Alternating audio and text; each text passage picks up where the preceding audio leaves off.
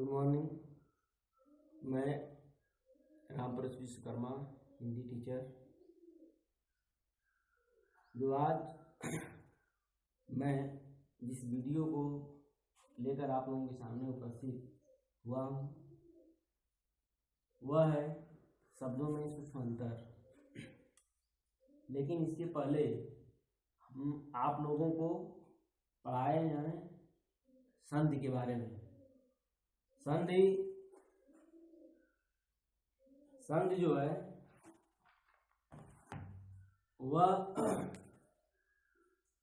आप लोगों की समाप्त हो गई है। अब आज मैं यह शब्दों में सूक्ष्म अंतर के बारे में आप लोगों को बता रहे हैं कि शब्दों में सूक्ष्म अंतर क्या होता है। इससे हम आप लोगों को समझने के लिए यह तमाम शब्द इससे हम लिखे हैं। और जैसे हम यहाँ लिखे हैं कि रात और दिन, रात और दिन, यह इस तरह के शब्द जहाँ आते हैं, इन शब्दों को हम शब्द युग्म शब्द कहते हैं। जैसे यह तमाम शब्द दिए गए हैं, आप लोगों को बता रहे हैं, लेकिन रात और दिन यह शब्द युग्म शब्द है। कह रहे हैं कि दो ये अलग अलग, यह जो है अलग अलग शब्द हैं और यह अलग अलग अर्थ रखने वाले ये शब्द हैं, किंतु जब इन शब्दों का युग्म बनाकर एक शब्द के यानी रूप में प्रयोग किया जाता है तो ये दोनों शब्द अपने अपने अर्थ को त्याग कर, अपने अपने अर्थ को त्याग कर यह एक नया अर्थ का बोध कराने लगते हैं। और लीजिए, ये जो रात और दिन, यह जो है अलग अलग, ये क्या है, ये अर्थ रखने वाले शब्द हैं।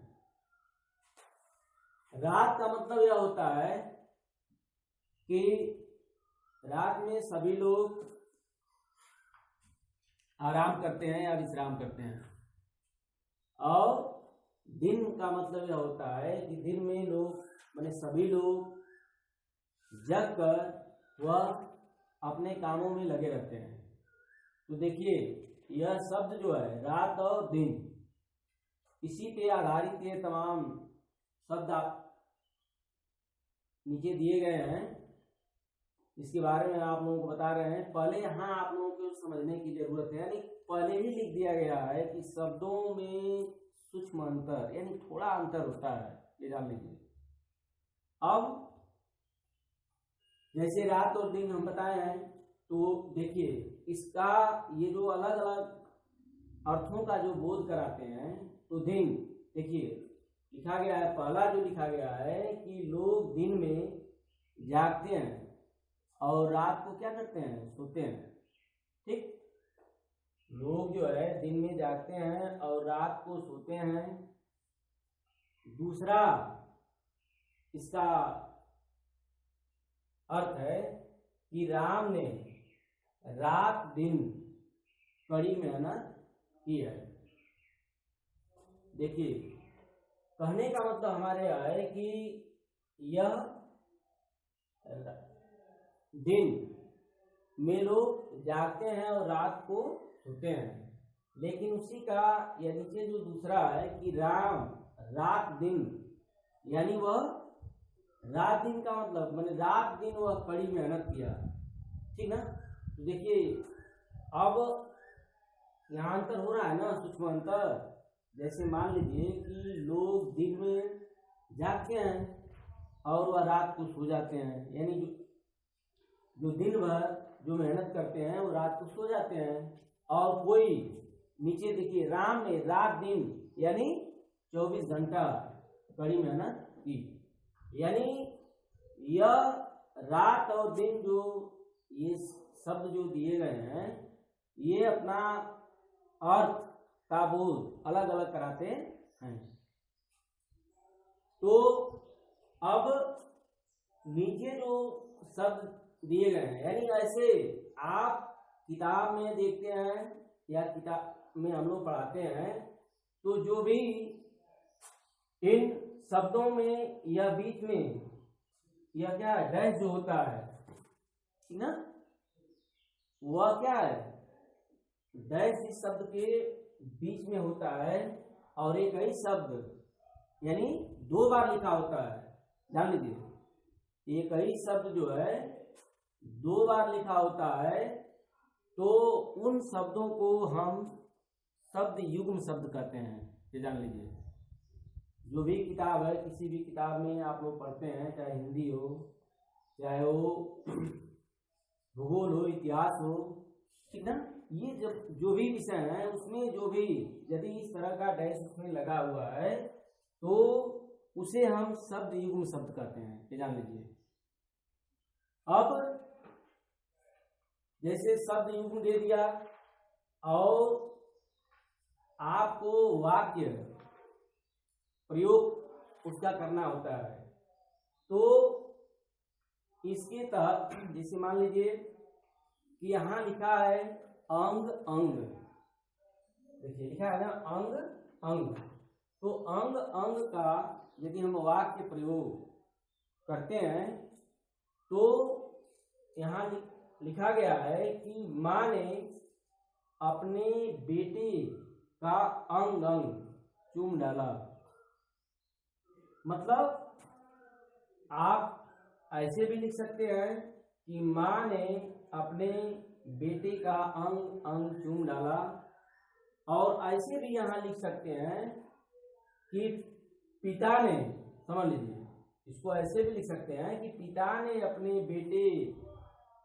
बेटे को अपने अंगों में, ठीक ना, यानी अंगों में भर डाला, या अपने अंगों में क्या कर लिया, उसे समेट लिया।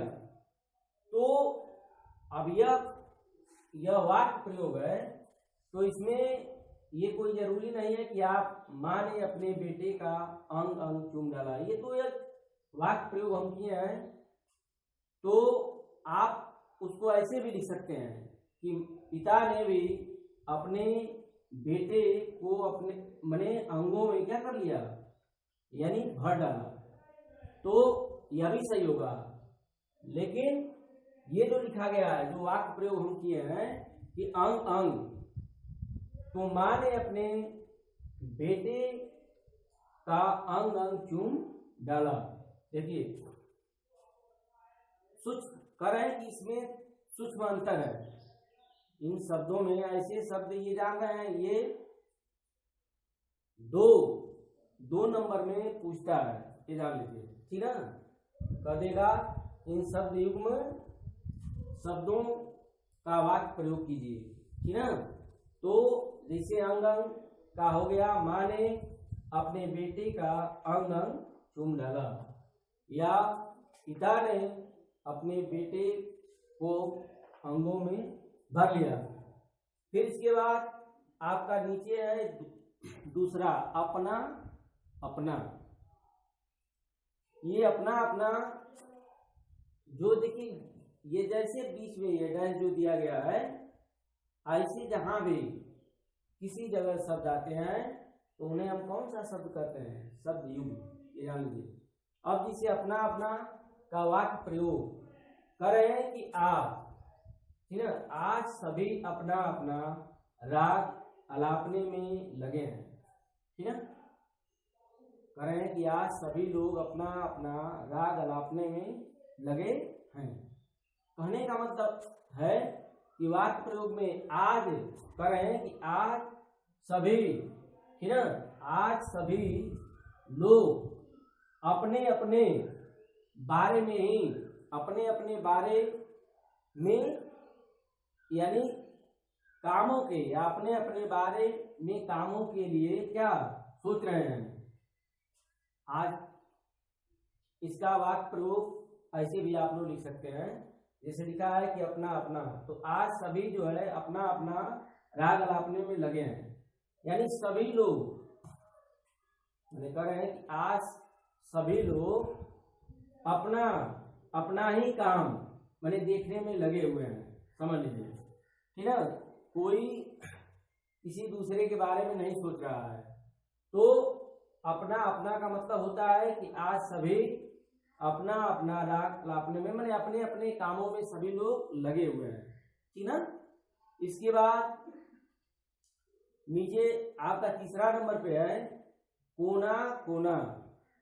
कोना कोना का मतलब यह होता है कि जैसे मान लीजिए कि यहाँ लिखा गया है वाक्य प्रयोग में कि कस्तूरी की सुगंध से वन का कोना कोना महक उठा, ठीक ना। वाक्य प्रयोग हो गया कि कस्तूरी की सुगंध से वन का कोना कोना महक उठा, ठीक ना।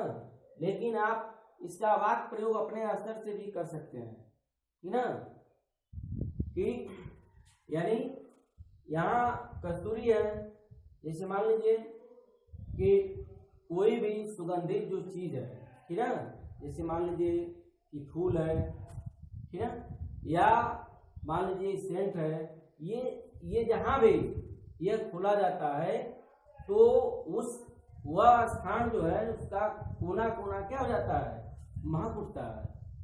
रह गई बात कस्तूरी, तो कस्तूरी आप लोग जानते ही हैं जो मृग के नाम में होती है, ठीक है। तो कह रहे हैं कि कोना कोना, कोना कोना का मतलब यह होता है कि कस्तूरी की सुगंध से वन, हिरण कहाँ रहता है, वनों में रहता है, ठीक है। तो कह रहे हैं कि उस कस्तूरी की सुगंध जो है वन के कोना कोना में यानी महक उठती है, समझ लीजिए, और वह जो है उसी महक को पाने के लिए वह क्या करता है, इधर उधर यानी घूमता रहता है वनों में।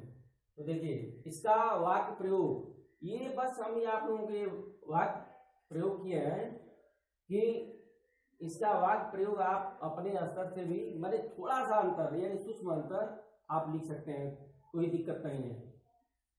फिर इसके बाद इसे लिखा है खाली खाली, देख रहे हैं ना, खाली और खाली। तो खाली खाली का मतलब यह होता है कि बच्चों के बिना घर खाली खाली लगता है, ठीक है। जैसे लिखा है कि बच्चों के बिना घर खाली खाली लगता है। तो फिर यहाँ जैसे मान लीजिए कि यहाँ आप ऐसे भी लिख सकते हैं कि इस कह रहे हैं कि जैसे यहाँ लिख सकते हैं आप कि स्कूल बच्चों के बिना, ना, जैसे मान लीजिए यहाँ आप यह भी लिख सकते हैं कि स्कूल यानी बच्चों के बिना खाली खाली क्या है या खाली खाली लग रहा है, ठीक ना।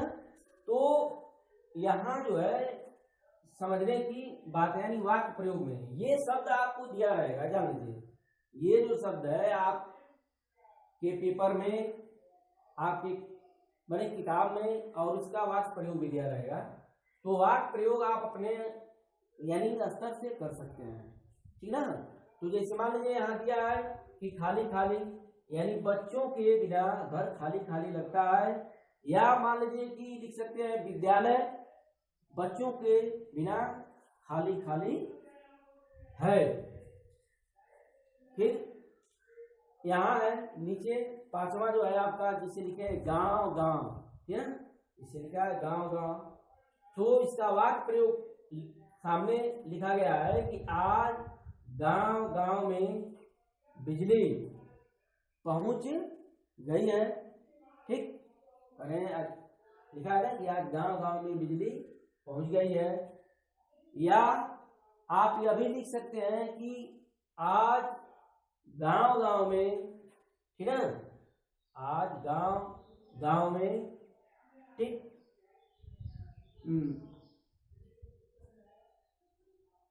मोबाइल, ठीक है, कह रहे हैं आप ऐसे लिख सकते हैं कि आज गांव गांव में मोबाइल पहुंच गई है। इस मान लीजिए बिजली पहुंच गई है। आज कोई भी गांव ऐसा नहीं है या कोई ऐसा घर नहीं होगा कि जिस घर में मोबाइल न हो, ठीक है। तो यहाँ देखिए वाक्य प्रयोग किया कि आज गांव-गांव में बिजली पहुंच गई है। तो आप ऐसे भी लिख सकते हैं कि आज गांव-गांव में मोबाइल पहुंच गई है, ठीक है। तो इसके बाद यहाँ नीचे लिखा गया है 6वां नंबर, जैसे लिखा है कि गाते गाते। गाते गाते का मतलब यह होता है कि देखिए गाते गाते रात कट गई, देखते हैं ना, लिखा है कि गाते गाते। देखिए थोड़ा सा अंतर है इसमें, अब किसी में थोड़ा ही सा अंतर है। जैसे मानिए गाते गाते रात कट गई, ठीक, या गाते गाते लिख सकते हैं, या यह भी लिख सकते हैं कि बात करते करते रात कट गई, ठीक है, या बात करते करते रात कट गई, आप यह भी लिख सकते हैं। तो वाक्य प्रयोग एकदम ठीक, ये जो शब्द दिए गए हैं, ठीक इसके मतलब सटीक जो है आप वाक्य प्रयोग कर सकते हैं। ये शब्द आपको दिया रहेगा, जैसे गाते गाते, तो गाते लिखा है कि गाते गाते रात कट गई, तो इसको आप याद देख सकते हैं। इसके अनुसार आप वाक्य प्रयोग कर सकते हैं कि गाते गाते, ठीक है, रात कट गई, या देख सकते हैं कि बात करते करते रात कट गई, ठीक है। इसके बाद आपका आता है यह 7वां, ठीक है, लिखा है कि घर घर, ठीक है ना, लिखा है कि घर घर। इसका वाक्य प्रयोग यह है कि घर घर में, ठीक है, सास बहू की एक ही कहानी है, सभी लोग जान रहे हैं। इसका वाक्य प्रयोग आप अपने हिसाब से लिख सकते हैं कि आज, ठीक है, कह रहा है कि घर घर में, तो आप लिख सकते हैं कि आज घर घर में, ठीक है,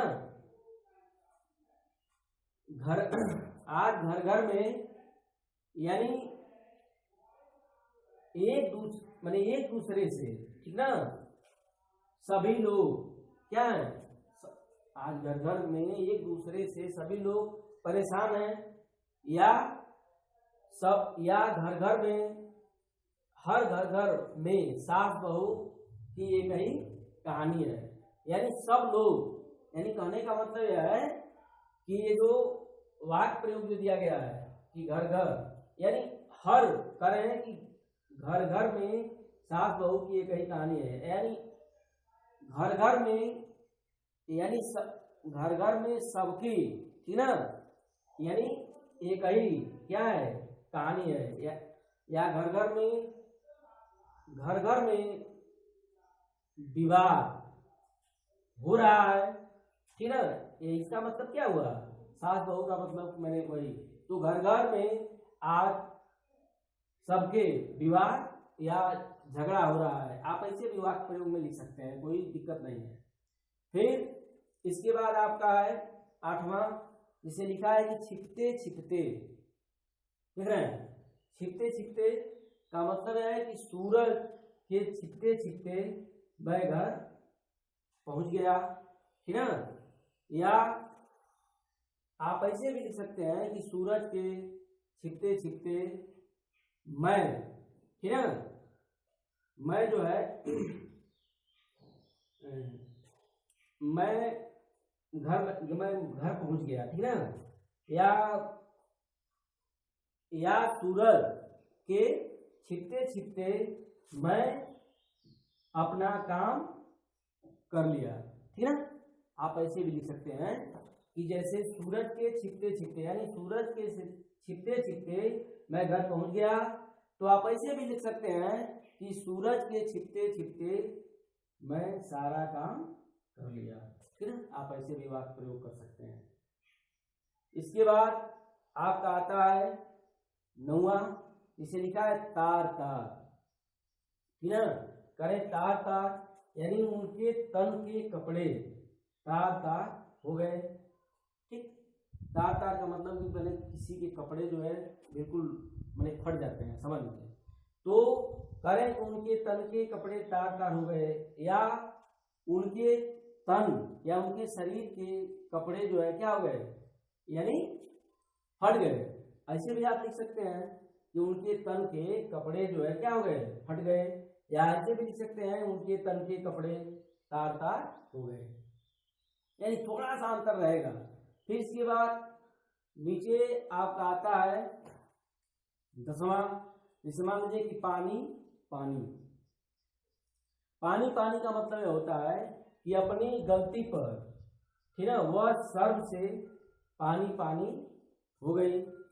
ठीक, तो यहां आप ऐसे भी लिख सकते हैं इसका वाक्य प्रयोग, ठीक है, कि अपनी गलती पर वह सर्व से पानी पानी हो गया। समझ यहाँ हो गई है, तो आप ऐसे भी लिख सकते हैं कि पानी पानी का मतलब होता है कि अपने वाक्य प्रयोग में देख रहे हैं लिखा गया ना कि अपनी गलती पर वह सर्व से पानी पानी हो गई। तो आप वाक्य प्रयोग में ऐसे भी लिख सकते हैं कि जैसे वह अपनी गलती पर वह सर्व से पानी पानी हो गया। ठीक है, तो आप ऐसे भी लिख सकते हैं। तो ये जो शब्द में सूक्ष्म अंतर जो दिया गया है, यानी जो भी यह आपका 2 अंक में पूछता है, 2 नंबर में, समझ आया ना। ये शब्द युग्म जो है दिया रहता है, और आपको पहले ही बताया है कि कोई जैसे मान लीजिए विषय जैसे हिंदी हो या भूगोल, इतिहास, नागरिक शास्त्र, जहां भी आप पढ़ते हैं और जहां बीच में अटैच दिया रहता है, तो आप लोग जान जाइए कि उसे हम क्या कहते हैं, शब्द युग्म शब्द। जान लीजिए उसे हम क्या कहते हैं, शब्द युग्म शब्द। इसमें यही थोड़ा सा अंतर होता है। और ऐसे ही हम शब्द आप लोगों को कुछ हम बोल दे रहे हैं जो आप लोग घर पर भी इसका वाक्य प्रयोग अपने शब्दों में करिएगा। जैसे हम लिखे हैं बूंद बूंद, ठीक है, इसको देख लीजिएगा, बूंद बूंद। इसके बाद जो है मचल मचल, ठीक है, इसके बाद जो है रटते रटते, इसके बाद जो है रोम रोम, फिर यहाँ लिखे हैं इसके बाद लंबी लंबी। यह 5 शब्द युग्म शब्द हैं। जैसे हम बता दिए हैं, इसी के अनुसार इन शब्दों में थोड़ा सा अंतर है। आप जो इन शब्दों को लिखकर और आगे जो है उसका वाक्य प्रयोग घर भी कीजिएगा। और एक बात और बता रहे हैं कि इसको आप लोग जान लीजिए कि यह सिर्फ ये जो पूछता है बोर्ड के एग्जाम में, यह 2 अंक में आता है, 2 नंबर में, तो इसलिए इसको हम बता रहे हैं कि और सबके लिए काम आएगा, जान लीजिए। तो इसको आप लोग बनाइएगा। और आज मैं अपना क्लास जो है यही जो है समाप्त कर रहा हूं। धन्यवाद।